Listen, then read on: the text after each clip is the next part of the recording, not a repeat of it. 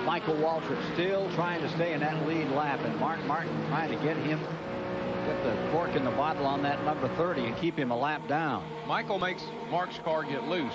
When Mark gets under Michael sucks him around just a little bit, and he has to come up out of the throttle, and I think that's Mark's problem right now. Great shot as you watch Chad Little try to duck under the 14 of Terry Labonte. That really gives you the look of those leaders, and there goes Chad Little back in there again. And one of the things this 30 is doing as Martin tries to keep him controlled and a lap down is it's forcing him to run real hard. Look at this battle. It's allowed those other guys to collect that leader, and we've got a 6-7 car battle up in front. All right, right here is where some guys get in trouble. You know, the back end comes out, and there's Terry right on the outside of Mark. And Mark, I think Mark gets sucked around just a little bit there, but he's a good enough driver. He doesn't let it show. But Terry Labonte, he did get sucked around a little, and as he got pulled there, gosh, you saw Labonte make the move. Who's leading this race? That guy in that white car. Where'd he come from? He is smooth, isn't he? Oh, he's really good. He's a lot better than I ever gave him credit for. He's a fantastic driver. Terry Labonte, and just behind them, you see the rest of the skirmish. Martin fading back for the first time. Wonder if he used up some rubber out there. Yeah, I think Michael really used him up. I mean, I think Michael pulled him around there on the outside the way it was and made Mark really wiggle his car a lot and get his tires hot. So I think Martin's going to fall back here a little bit and regroup. Well, there's a story right there. You saw the 44 car getting lapped another time. Green in trouble, going down two. Two down, yeah. Point leader in the Grand National standings with 2 races to go after today.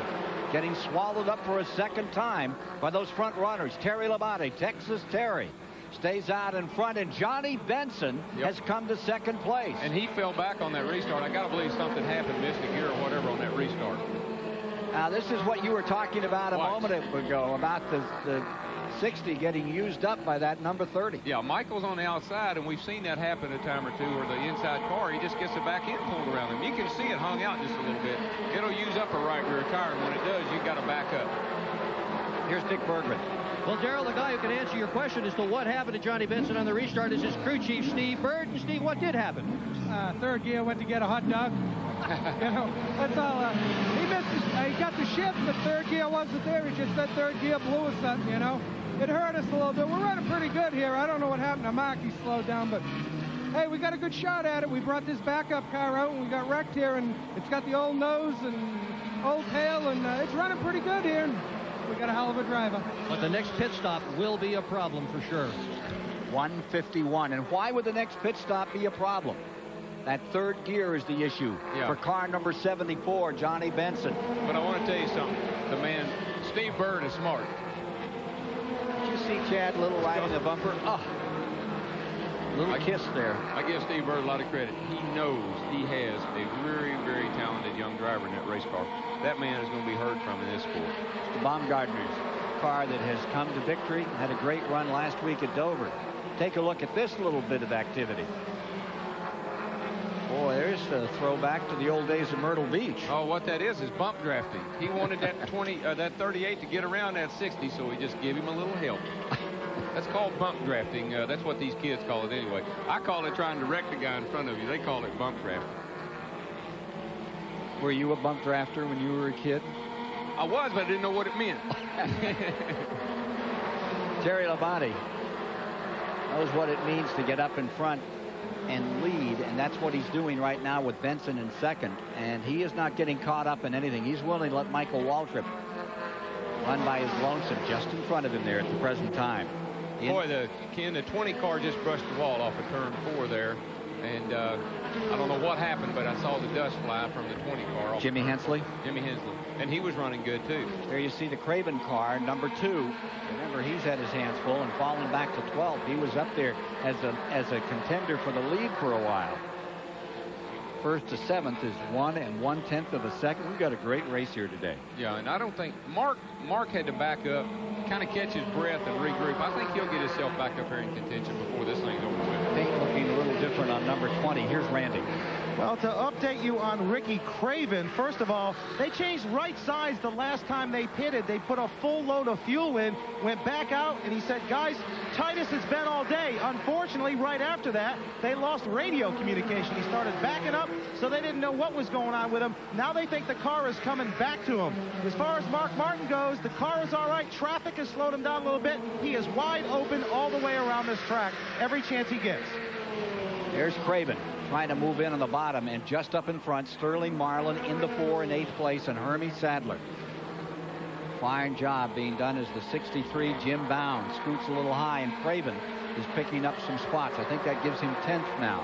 He fell back a lot like Johnny Benson did on that Back to restart, 12th. and Benson was able to overcome it, and so far Ricky hadn't been able to. But I want to say something about Mark Martin. He ain't never run that Ford wide open, so I don't know if that's true or not. Back up in front. Labonte is first in 14. Then the 74. Benson is in second. Mark Martin has come back up to 4th. He's just behind the 23 of Chad Little here. And guess who's joined the party? Derek Cope, number 82, is in this game another time. That car, Chad Little and Derek Cope have been in the hunt all day long. They've been factors, or they've been near the front all day long, and those two cars are running extremely well. And Phil Parsons is just behind them in 6th. I think Phil got into some of that traffic deal there where he got moved around a bit more than he wanted to, and he had to back up and kind of regroup. The 23 car is 3rd. I tell you, Uncle Mike is just ahead of the leaders here, and he's just kind of walking off the lead. 158 laps are complete. Charlotte Motor Speedway in the All-Pro bumper-to-bumper 300. Terry Labonte has the lead. Benson 2nd.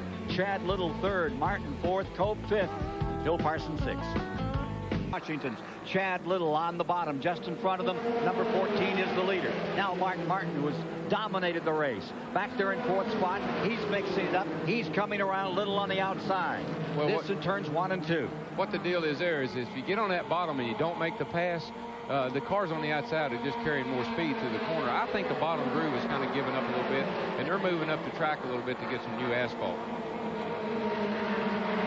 Mark hadn't run good on the outside at all. He's been right around the bottom all day long, but I see him trying to look around, find him a better place to run too. Running just about 180, 85 miles an hour down into those corners, tight together. And we still have 16 cars in the lead lap. As we look down on the end of this one, 36 laps to go. It'd be nice to talk about what's going on in the back of the field, but folks, there ain't no back of the field. This is pretty much it. Mark Martin to 2nd. The number 60. The Winn-Dixie Ford. Slides to the outside, and here comes Derek Cope in number 82 on the bottom. Beneath Johnny Benson. Along comes Little. What a great race. And folks, tomorrow, the stars of the Winston Cup. Darrell Waltrip going to give up the booth. Go back in the cockpit, start 35th. Right behind him, Earnhardt will start 38th. And some youngsters up in front to give you the show of shows in the Mellow Yellow 500. Right here. Oh! I was afraid of that. Benson in the wall. Yeah, that wasn't. It wasn't Chad Little's. It wasn't Chad's fault. That 74 car's been getting higher and higher and higher, and Chad ran him out of room, but I don't think I'd have been there if I'd have been Benson. Johnny Benson narrows up. Car number 74 had been running right up in 2nd spot. Now begins to slide back. Labonte stays 1st. Martin in 2nd. Derek Cope 3rd. Chad Little 4th. Parsons 5th. Benson back to 6th. Benson will have to bring that car in the pit before long because he did a lot of damage to the right side, and there's no smoke, but that thing could blow a tire anytime. And we should see that stop for fuel at any moment. We'll take on a couple of tires. So still, Terry Labonte stays out in front.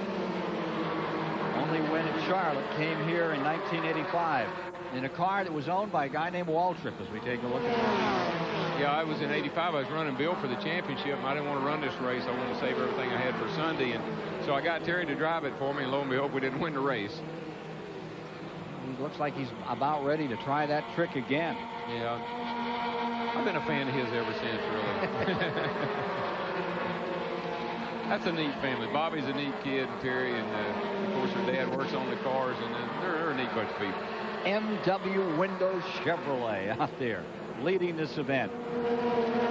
Bob Labonte, the crew chief for it. Terry, the owner-driver for this car. He lost an engine in practice there, I don't know, yesterday, I guess it was, or maybe it was Thursday, I can't remember. But anyway, lost an engine. He put a fresh one in, and it looks like it's really performing well. Terry Labonte trying for his third Grand National win of the year. Mark Martin trying to take it away right there. That number 60 gets a handle on the bottom of the racetrack and closes in for the lead and almost touched him. That's a battle of tires. Mark's got a great handling car, and it's pretty easy on tires. And, you know, maybe some of these other guys have run their tires off a little bit more than Mark has. On board with Mark Martin. Terry paid. Look at Terry. He saw what Michael did. He got Terry down on, or got Mark down on the inside. And watch what he does to Mark. He says, "You like it down there? Well, stick your nose up here and see how you like that." Scrub him off again, and Martin stays right there. Terry's going to try to loosen him up by staying on the outside of it, but I don't know. Mark's got a pretty good run on him. There, see that outside line really gets him to that center of that corner fast. Mark Martin, who qualified, turned an average speed lap at 176.6. Fighting, and this is a couple of masters. Mark cannot run that bottom line underneath somebody. It loosens him up too much, and what he's going to do is go around under Terry, and here comes Cope and Little and Phil Parsons. He better be looking in that mirror as well as where he's going. Parsons right in behind Chad Little. Chad Little fourth, Parsons fifth, Elton Sawyer sixth, Jim Bound seventh, Benson back to eighth, Sterling Marlin ninth, Craven 10th.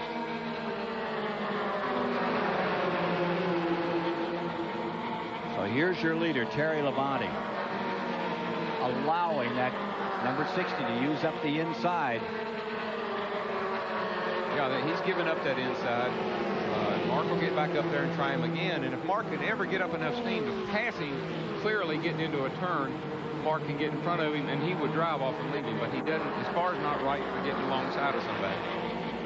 And again, there's the bunged up David Green, car number 44. The point leader in trouble going down still another lap. Labonte, Martin, Koch, Little will be back to decide this one after these messages. Coming up shortly, the NASCAR Showcase. Some great stuff with Jeff Gordon. Coming up shortly, the finish of this All-Pro bumper-to-bumper 300, 178 of 200 down. And take a look at this struggle up in front. Terry Labonte's Chevy is leading Mark Martin's Ford by just that much going into the back straightaway, with Derek Cope in third, Chad Little fourth, Bill Parsons fifth, Elton Sawyer in sixth. Dick Berggren can update us on pit road about these leaders. Well, the question is, Ken, how can they make it to the end? Are they going to have to stop for fuel or not? And I talked to Chad Little's crew. They said, oh, no problem. We're going to make it all the way. We don't need another pit stop. Then he came down and I talked to Bob Labonte. He's crew chief for Terry Labonte, your leader. And I said, how about it? And he said, one-lap window. They've got a one-lap margin of error, and that is all. Randy Pemberton, what does it look like down you? Well, I talked to Bobby Leslie, crew chief for Mark Martin. He waved it off, said no problem whatsoever. We're going all the way. Shouldn't be a problem. Here's Martin back up under again. And he's got some steam that time, Darrell. Yeah, he's got a nose out front. Now, if he can hold it or not, that's the question. Oh, there goes Terry right back by him. And what's going to happen to Mark is if he doesn't make that pass, he's going to get a lot of company in the form of Chad Little and Derek Cope and Phil Parsons. So Mark is struggling. What do you mean he's going to get company? He has company.